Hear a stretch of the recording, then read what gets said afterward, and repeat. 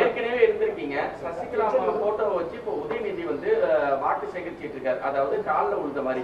அதை நீங்க எப்படி பாக்குறீங்க? முன்னாடி செங்கக்கல்ல எடுத்து வந்து இது பண்ணாரு, வாக்கு சேகரிச்சாங்க உதயநிதி ஸ்டாலின்.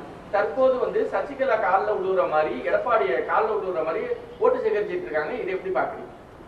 அதாவது காலில் விழுவுறதுங்கிறது ஒருத்தர் மேலே காலில் விழுவுறான், விழுந்துட்டு அவங்களுக்கு எதிர்ப்பாக கடுமையாக அவங்கள வந்து அவங்க ஒரு பொறுப்பில் இருந்து முதலமைச்சரை கொடுத்தவங்க, அவங்க காலில் விழுந்து தான் இது வாங்கினாரு. அதாவது பெரியவங்களை காலில் விழுவுறது தவறு இல்லைங்கிறாரு. அப்படி தவறு இல்லாதவங்கிற அவர் கட்சியில் ஏன் சேர்த்துக்கல, அதை வச்சு அவர் பேசியிருப்பார்.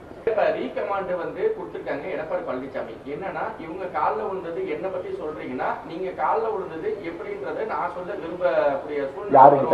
எடப்பாடி பழனிசாமி உதயநிதிக்கு கமாண்ட் கொடுக்குறாங்க. அதாவது அவர் கமாண்ட் கொடுத்துக்கிட்டு இருப்பாரு. இப்ப ஏன் முக்கியமான விஷயம் இதை பத்தி பேசினேன், மற்ற சப்ஜெக்டுக்கு இப்ப வேண்டாம்.